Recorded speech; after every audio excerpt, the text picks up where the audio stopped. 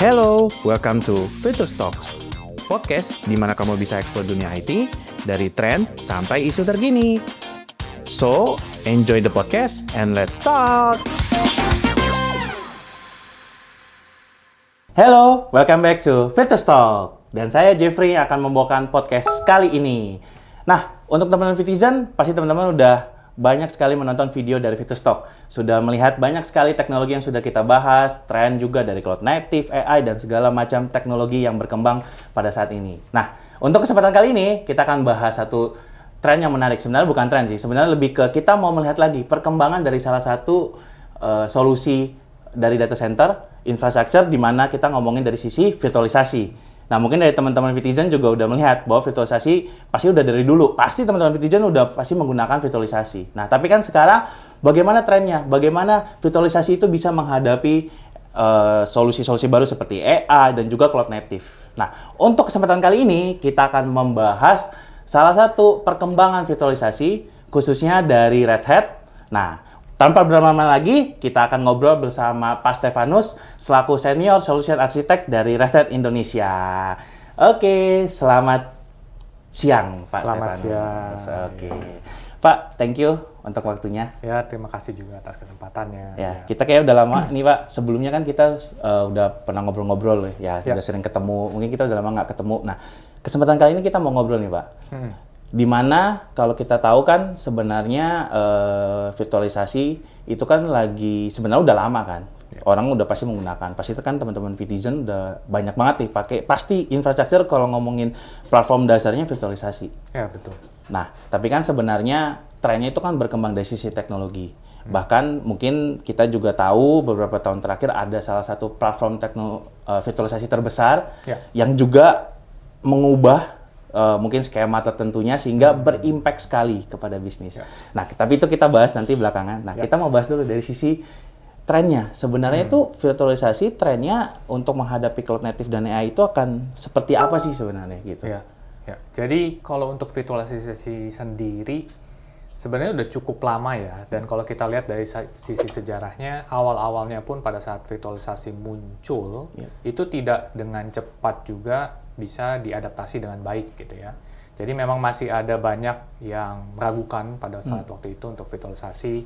Apakah aplikasi-aplikasi yang kritikal itu akan secara performance, secara reliability, secara secure-nya juga ya, apakah akan bisa sama atau serupa kalau misalnya kita deploy di bare metal gitu. Tapi sepanjang perjalanan waktu ya, si teknologinya juga berkembang, terus kemudian secara fitur functionnya untuk high availability, terus kemudian untuk manage dari sisi performance, itu pun meningkat dan setiap perkembangannya itu semakin baik gitu. Sampai di mana di titik ya saat hari ini, di mana kita lihat bisa dibilang ya hampir semua IT company, mau besar ataupun kecil, mereka akan leverage virtualisasi. Karena virtualisasi sebagai salah satu cara untuk kita bisa mengefisiensikan dari penggunaan resource. Jadi mungkin beberapa perusahaan yang dimana mereka secara resources, mereka memungkinkan untuk investasi yang cukup besar, mereka bisa menggunakan benar-benar dedicated server sendiri, kemudian untuk aplikasi yang kritikal, itu sangat make sense. Tapi tidak semua aplikasi itu punya tier yang sama criticality-nya. Jadi memang make sense menggunakan virtualisasi. Nah,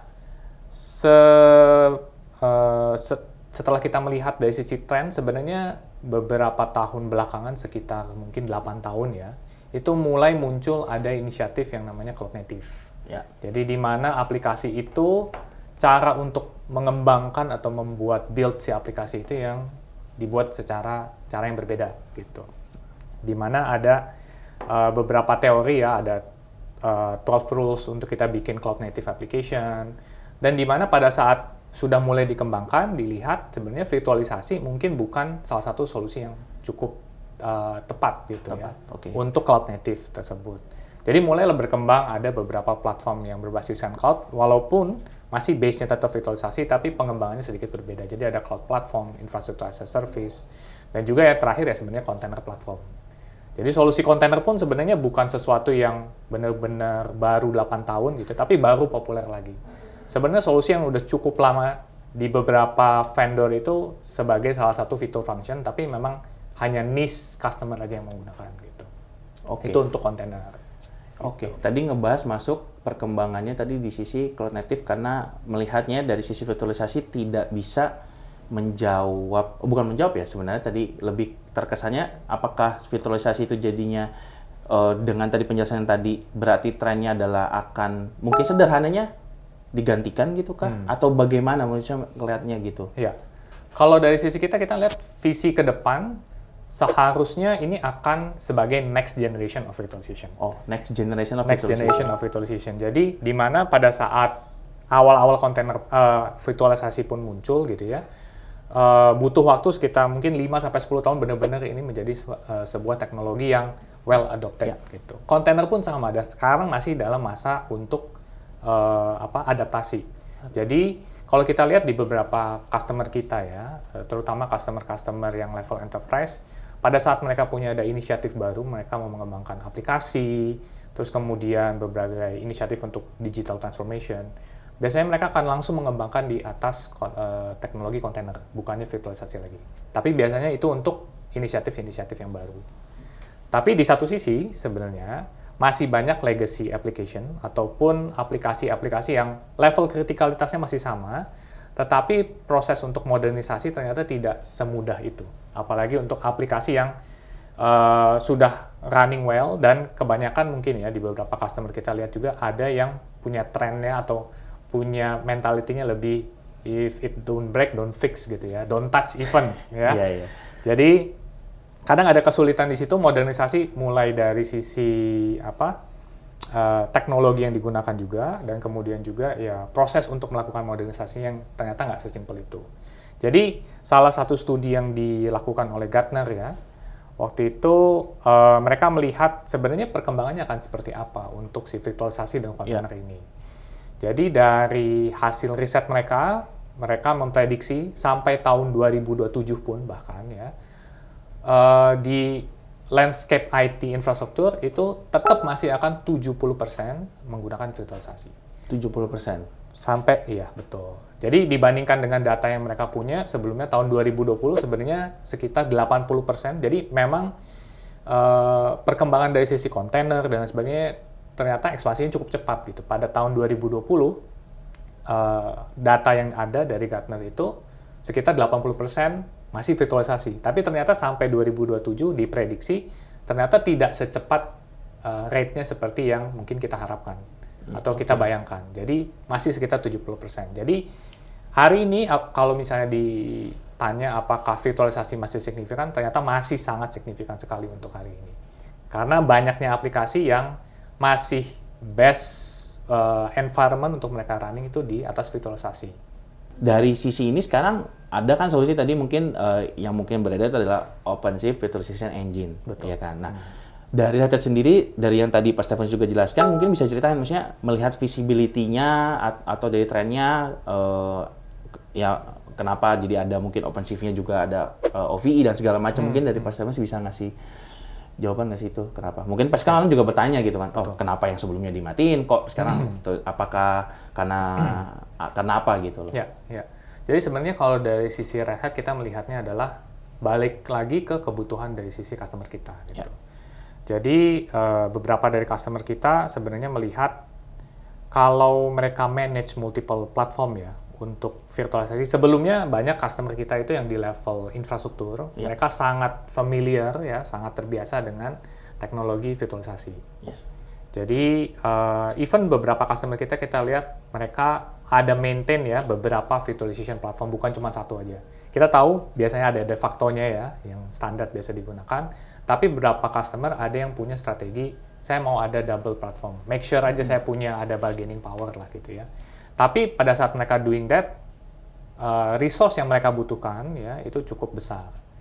Nah, waktu muncul container initiative, jadi kita dapat juga dari sisi insight dari sisi customer bahwa sebenarnya pada saat awal adaptasinya kita melihat ada sedikit reluctant dari sisi customer karena artinya ini adalah platform baru lagi yang mereka harus mulai belajar lagi, adaptasi lagi, build team lagi gitu ya, untuk mereka bisa maintain. Dan tidak semua customer punya luxury untuk benar-benar bisa build dedicated team yang baru ya untuk bisa melakukan itu. Jadi cukup make sense ternyata di mana kalau misalnya dari sisi kita ya sebagai produsen platform software ini, kita bisa menjawab kebutuhan dari sisi customer. Gimana caranya kita bisa membantu mempermudah hidup mereka, mempermudah platform kita. Salah satu caranya adalah kita dengan melakukan konvergensi si platform. Jadi dalam satu platform yang sama, ya kita bisa manage container, bisa juga manage virtualisasi. Jadi memang awalnya dari inisiatif seperti itu. Dan uniknya dari sisi Red Hat, karena kita base-nya open source ya, ide-ide yang kita punya ini, terus kemudian dari sisi kebutuhan customer, kita coba juga influence ke community.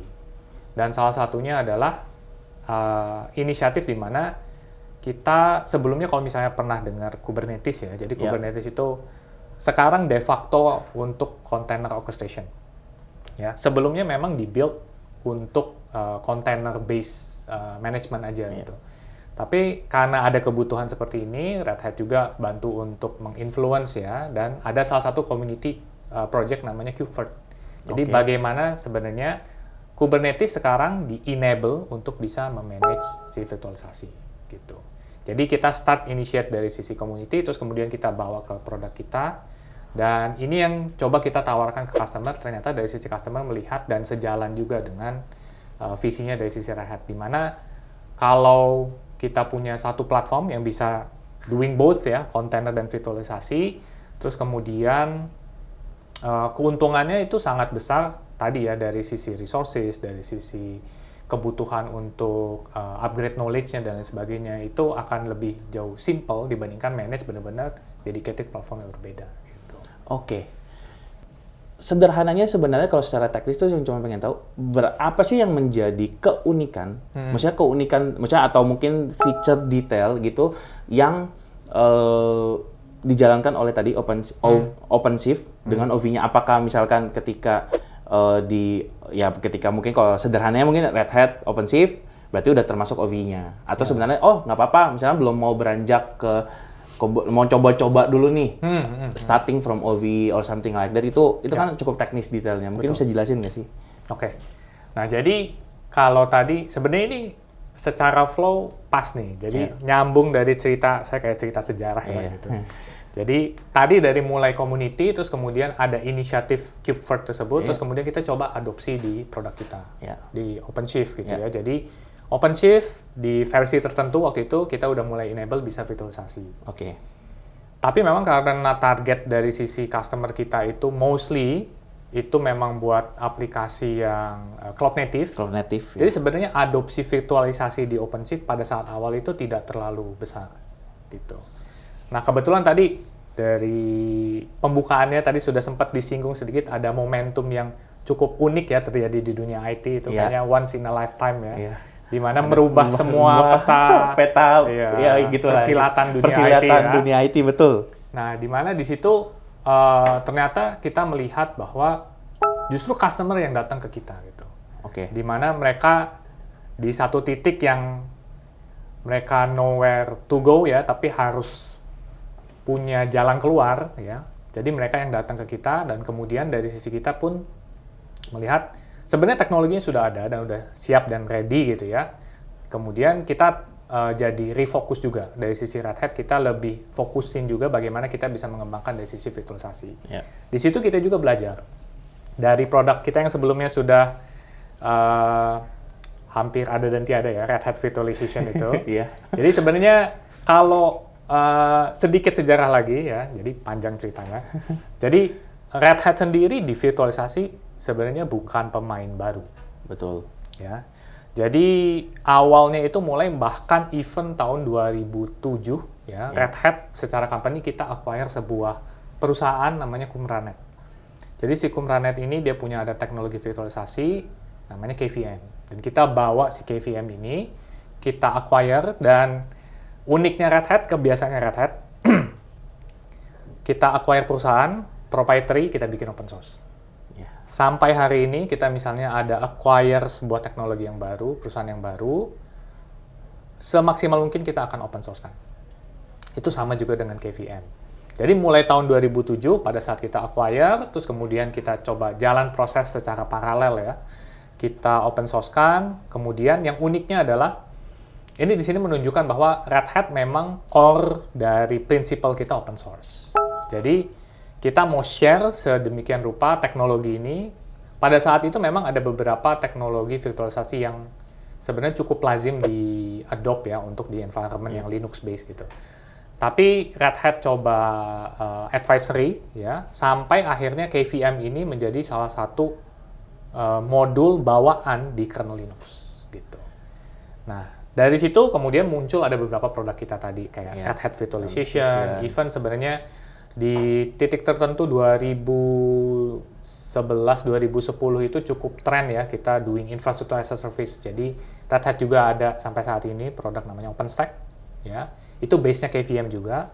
Dan untuk OVE, OpenShift Virtualization, base-nya sama-sama juga KVM. Oke. Jadi kalau kita analogikan ya, si KVM ini anggapannya kayak mesin. Jadi dia engine-nya.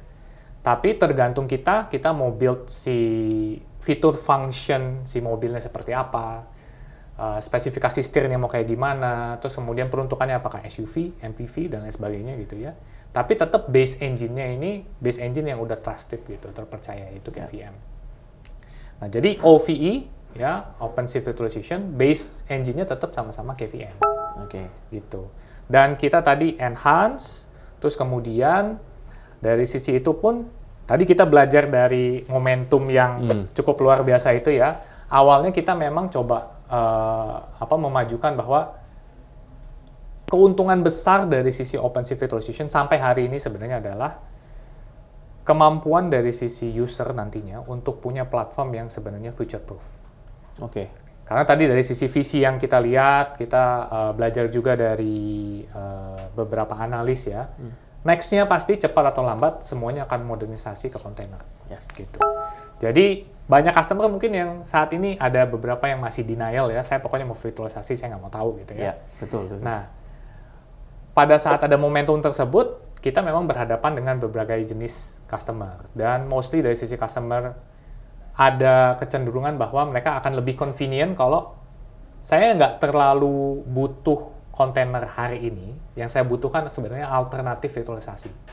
Nah, itu Betul. kan yang banyak sekali yang sedang mencari. Betul. Karena ya peristiwa yang terjadi lewat last time itu ya. Betul, ya. Nah, jadi dari situ sebenarnya Red Hat coba kita belajar juga, kemudian kita muncul dengan offering OVE ini, OpenShift Virtualization Engine, sebenarnya baru tahun ini. Oke. Jadi engine-nya tetap sama, teknologi masih sama, tapi offering yang benar-benar khusus kita bawa ke customer bahwa customer, Anda bisa start dengan hanya virtualisasi saja, yaitu dengan OpenShift Virtualization Engine. Oke. Ya, tapi next-nya, kalau misalnya ada roadmap, mungkin hari ini belum ada, 2 tahun lagi belum ada, tapi mungkin 3 tahun baru akan mulai nanti modernisasi, platformnya udah siap loh. Jadi pada saat butuh ada switching, atau kalau enggak, misalnya kita move secara bertahap gitu ya, secara platform memungkinkan, nanti kita tinggal sesuaikan aja gitu. Dibandingkan pada saat nanti mulai, bahwa oke, harus ada inisiatif, harus kontainer, benar-benar mesti build dari nol lagi. Nah, sebenarnya salah satu keuntungan dari sisi kita mengadopsi virtualisasi yang berbasiskan OpenShift ini, pertama dia udah di-build sebenarnya secara platform keseluruhan itu buat cloud native, tapi dia bisa host virtualisasi, bisa untuk kontainer.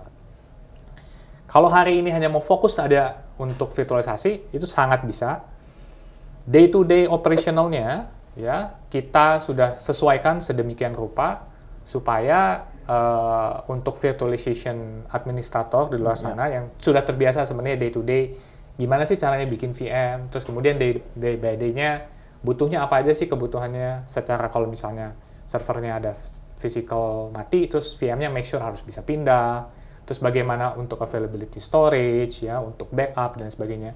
Kita buat sedemikian rupa itu untuk day to operationalnya akan cukup convenient gitu. Jadi perpindahan dari platform yang sebelumnya ya itu akan dimudahkan. Begitu pula kita bantu dengan additional tools.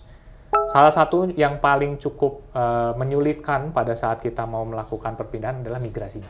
Ya, karena kan pasti beda platform segala macam, compatibility biasanya isunya itu kan. Betul. Nah, jadi salah satu di sini di Red Hat sendiri, OpenShift Virtualization, kita sudah sediakan tool namanya MTV ya, bukan Music TV ya, udah nggak ada juga. Jadi MTV ini untuk Migration Toolkit for Virtualization. Jadi sangat memudahkan, kita udah punya ada satu konsol, kita tinggal mengkoneksikan virtualization cluster kita yang sebelumnya dengan yang baru, terus kemudian dia bisa mengotomasi proses untuk perpindahan CVM-nya. Gitu. Dan juga nanti dia akan melakukan inisialisasi untuk ngecek apakah ada customisasi yang harus dilakukan, apakah secara possibilities-nya akan berhasil 100% misalnya untuk perpindahan VM dan sebagainya, itu akan dilakukan oleh si tools ini. Gitu. Oke. Nah, mungkin masuk ke langsung case di Indonesia sebenarnya. Nah, kalau mungkin untuk market di Indonesia sendiri. Nah, sebenarnya itu market seperti apa atau sudah ada belum deh? Paling sederhana dari Red Hat sendiri sebenarnya udah ada belum sih sektor tertentu yang memang menggunakan ya misalnya memakai solusi seperti ini kayak gini. Ya. Jadi kalau kita berbicara tentang si OpenShift-nya sendiri ya, bukan virtualisasinya, sebenarnya sudah banyak customer kita yang menggunakan teknologi OpenShift atau kontainernya. Ya. Mostly saat ini memang sebagian besar masih di banking dan finance industry. Tapi kita lihat juga di telco, kemudian manufacturing, ya itu nggak menutup bahwa mereka juga sudah melakukan modernisasi. Ya. Spesifik untuk OpenShift Virtualization, sebenarnya karena kita lihat lagi, semua customer yang base-nya IT sebenarnya akan pakai virtualisasi. Kita nggak ada spesifik tertentu untuk customer vertikal yang berbeda gitu solusinya. Jadi sebenarnya cukup merata. Jadi untuk vertikal, apakah manufacturing, untuk public sector misalnya, untuk finance, semuanya pun bisa mengadopsi solusi ini. Saat ini yang sudah mengadopsi kebetulan memang kebanyakan dari sisi finance. Financial, gitu. Financial, dan kemudian juga ada dari sisi telco. Oke, berarti itu yang memang saat ini. Tapi kan sebenarnya tadi juga diungkapkan bahwa hampir semua ya tidak, karena kan hampir semua perusahaan juga membutuhkan virtualisasi sebagai base IT infra mereka kan. Jadi kan sebenarnya tidak menutup untuk hanya yang memang yang aplikasinya istilahnya yang menuju ke cloud native atau sedang membangun aplikasi yang cloud native. Nah, untuk meredakan suasana, kita mau main games dulu nih, Pak. Oke ya, games kita sederhana sih, mainnya True or False.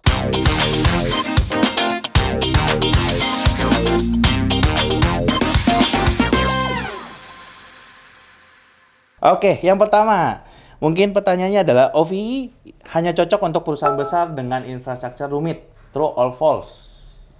Jawabannya false. False. Oke. Nah, pertanyaan kedua. Investasi di infrastruktur yang cloud native itu berarti itu perusahaan itu harus ninggalin legacy sistemnya. Jadi benar-benar harus migrate semua. True or false? False. False. Okay. Nah, yang terakhir nih. Nah, ini mungkin sesuatu yang kita belum bahas. Nah, cuman ini menarik pertanyaannya.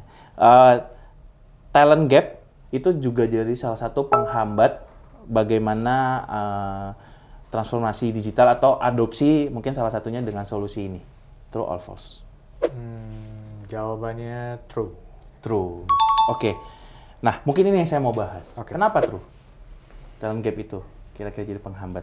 Jadi sebenarnya sendiri kalau untuk kita lihat dari sisi talent gap ya, apalagi kalau untuk cloud native, ini sebenarnya sangat berjejaring ya, karena dari mulai dari sisi pengembangan aplikasinya sendiri sampai nanti ke infrastruktur yang di bawahnya, sampai ke platformnya ya, sampai ke infrastrukturnya, sampai ke layer yang paling rendahnya gitu. Itu akan semua sangat berkaitan untuk kita doing cloud native dan even untuk modernisasi.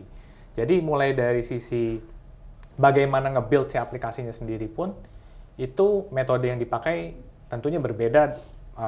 Sesimpelnya aja ya, kalau kita lihat saat ini itu pada saat pengembangan dengan cloud native, biasanya mereka akan mengembangkan dengan sebuah metode yang disebut microservices. Microservices. Jadi microservices itu untuk kita bisa implement atau kita build sebuah aplikasi yang base-nya microservices ya, itu dibutuhkan tadi knowledge-nya, terus kemudian bahkan sebenarnya mungkin dedicated team yang untuk doing different things yang berbeda. Itu dari sisi pengembangan. Dari sisi untuk mereka culture developing-nya juga pun itu akan sebenarnya akan sangat berpengaruh ya. Kalau misalnya kita masih menggunakan konsep yang lama yang serial deployment, jadi kita make sure bahwa kita bikin fitur function semua sampai beres, terus kemudian baru whole testing dan lain sebagainya. Itu cara untuk pengembangan aplikasi yang kita sebut mungkin metodenya waterfall. Waterfall. Betul. Ya dari dulu ya, tradisional kan Ya, waterfall. traditional waterfall. Nah, kalau kita mau kembangin microservices sebenarnya sekarang metodenya akan cukup berbeda ya. Kalau kita masih membawa untuk culture kita masih doing waterfall, itu nggak akan tepat guna, dan kemudian dari sisi efektivitasnya nggak akan semaksimal kalau misalnya kita mengembangkan kita doing dengan cara yang baru gitu. Nah, itu baru satu sisi aja kita lihat dari sisi pengembangan aplikasi. Di bawah infrastrukturnya pun ya kayak tadi. Pada saat kita mau doing microservices, apakah kita pakai base VM itu bisa atau enggak? Bisa-bisa aja. Tapi apakah 100% efisien? Tidak jawabannya. Makanya kenapa pada saat pengembangan aplikasi yang base-nya cloud native, microservices, yang paling cocok infrastrukturnya sebenarnya container. Di situ balik lagi bahwa ada skill gap-nya. Kalau misalnya sekarang dari sisi tim infrastruktur masih sangat base VM knowledge ya, terus kemudian butuh ada gap untuk kita bisa kejar ke kontainer, disitulah tadi si technical capability gaps-nya. Nah, kalau berbicara dengan ada gap seperti itu, nah kan berarti sebenarnya dari Red Hat, sebenarnya penasaran sih, berarti kalau dari Red Hat sendiri, bagaimana bisa membantu untuk mengisi gap itu kan? Kan kasarnya kan ada gap nih, berarti kan supaya mendorong bahwa trennya itu akan ngikutin terus, bagaimana dari sisi Red Hat bisa mengisinya, itu arahnya? Salah satunya sih sebenarnya kalau dari Red Hat ya, kita make sure at least pada saat customer mau menggunakan produk kita sudah punya ada kurikulum yang cukup lengkap ya untuk bisa mengerti bagaimana cara penggunaan even sampai deployment produk kita. Jadi sudah ada training dan certification khusus untuk produknya gitu. Kemudian dari sisi Red Hat pun sebenarnya kita punya tim consulting ya. Di case-case tertentu di mana tim consulting ini bukan hanya membantu untuk proses deployment produk kita, tapi juga bisa membimbing customer kita pada saat mereka mau doing modernization. Jadi kita punya ada consulting di mana kita bikin kayak semacam residential konsultansi gitu ya. Jadi kita build dengan time frame tertentu, kita bantu juga customer untuk mengadopsi cara-cara baru gitu ya, mulai dari mengembangkan aplikasinya, menggunakan infrastruktur yang barunya. Jadi itu salah satu cara kita untuk bridging di skill gap-nya. Selain itu pun tadi kalau kita balik lagi ke root awalnya kita bahas tentang OVE ya. Jadi menariknya di situ. Jadi kalau customer sekarang masih benar-benar tradisional ya, sangat virtualization sekali, terus kemudian mau langsung loncat ke kontainer, pasti akan kaget. Kaget pasti. Nah, dengan OVE ini sebenarnya tadi untuk day-to-day management ya, kita build sedemikian rupa itu menyerupai dengan virtualization platform yang sudah biasa digunakan. Tapi sebenarnya baseline-nya itu sudah menggunakan konsep-konsep yang cloud native tadi, di manage dari Kubernetes, terus kemudian kita bisa pakai definition based on YAML. Jadi sebenarnya pada saat day-to-day masih manage yang cukup tradisional, sebenarnya administrator bisa mulai untuk adaptasi.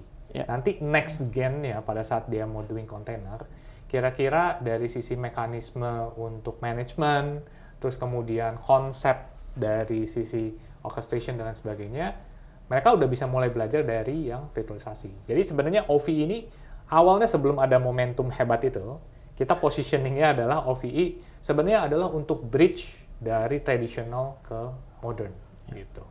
Tapi ya tadi, balik lagi dari kebutuhan customer, kita pivot sedikit. Produknya sebenarnya masih sama, tapi kita build packaging yang memang sesuai dengan kebutuhan customer saat ini. Ya. Itu yang benar-benar berfokus pada virtualisasi. Tapi nggak untuk kemungkinan pada saat nanti butuh untuk join modernization, kita bisa lakukan itu. Oke, menarik. Berarti dari talent gap juga sebenarnya dari Red Hat juga memikirkan gitu kan.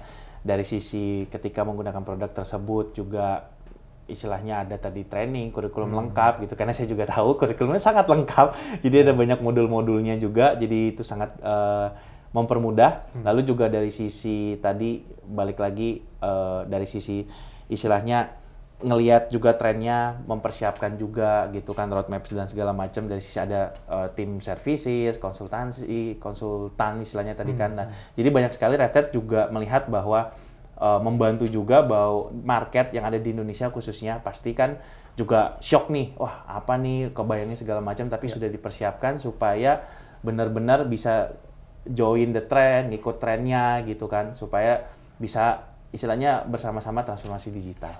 Kira-kira seperti itu. Nah, kayaknya itu aja sih untuk pembahasan kita, Pak Stef. Mungkin tapi sebelum terakhir nih, mungkin Pak Stefanus ada sedikit yang mau disampaikan, mungkin kayak closing statement gitu untuk teman-teman Vitizen kita gitu. Mungkin kira-kira ada nggak, Pak Stef?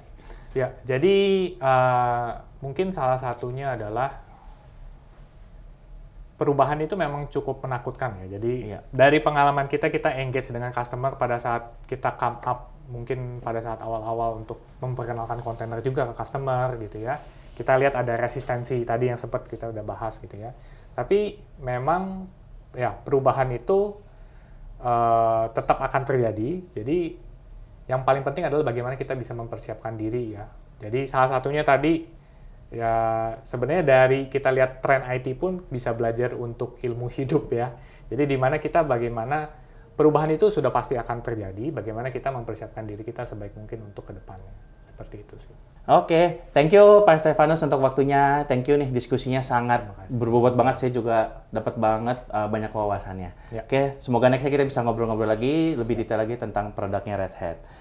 Oke, dan juga teman-teman Vitizen, kalau teman-teman ingin tahu lebih detail lagi tentang solusi Red Hat, khususnya Red Hat OVE ini, teman-teman bisa klik ke website kita www.virtusindonesia.com, atau teman-teman bisa email ke tim Red Hat di Virtus, redhat@virtusindonesia.com. Oke, sekali lagi thank you teman-teman udah menonton video ini. Jangan lupa seperti biasa, like, subscribe, dan juga komen. Kasih komen teman-teman mau bahas topik apa lagi di Virtus Talk berikutnya. Sekali lagi, thank you, see you, and bye-bye!